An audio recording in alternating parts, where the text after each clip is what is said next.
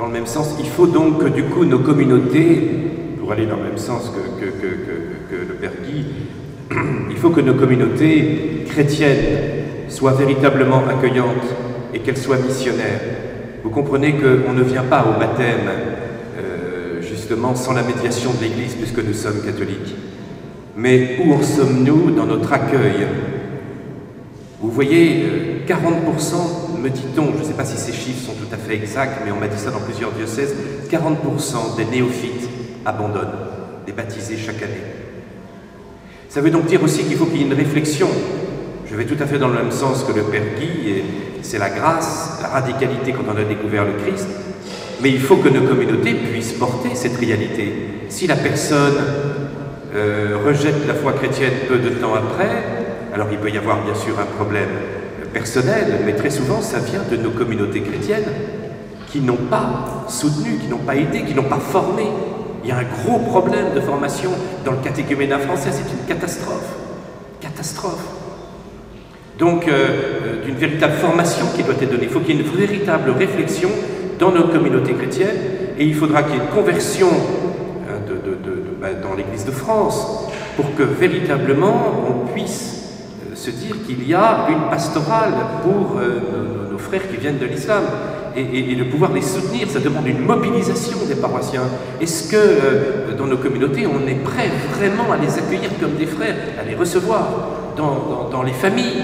Il y a parfois des différences sociales qui font que, oui d'accord, c'est bien qu'ils soient là, mais enfin, et vous comprenez que c'est un tel bouleversement dans leur histoire, un tel arrachement à leur histoire, à ce qu'ils sont.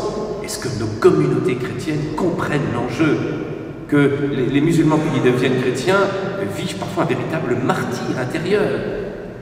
Alors, je pense qu'il y a un gros problème, une grosse conversion à avoir. Alors d'abord, conversion idéologique, pour que nous sortions d'un faux dialogue interreligieux qui n'est pas fidèle à la vérité. Il faut retrouver un dialogue interreligieux qui soit, comme le disait le document de 1991, dialogue et annonce, un dialogue qui conduise à l'annonce. Il faut retrouver un véritable dialogue interreligieux. Donc il n'y a plus d'idéologie dans l'Église de France qui empêche cette mission, qui doit respecter bien sûr l'histoire de chacun. Mais deuxièmement, il faut aussi que nos communautés chrétiennes soient profondément accueillantes. Et là, c'est la conversion de nous tous. Nous ne sommes pas prêts.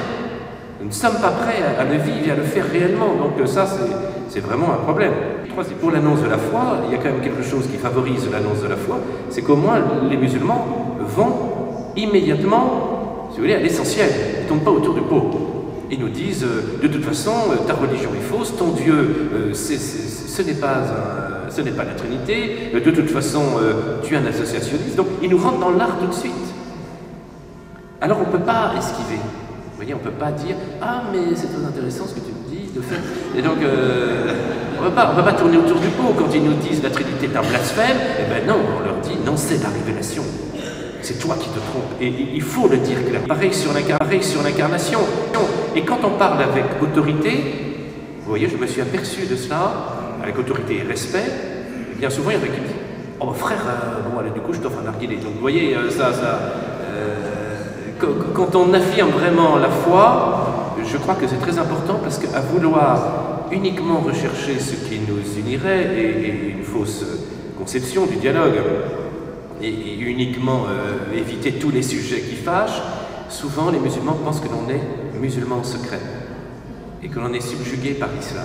Et ça, c'est vraiment été une découverte que j'ai fait en discutant avec beaucoup qui m'ont dit, mais c'est pas possible, si tu es un homme religieux, tu es musulman.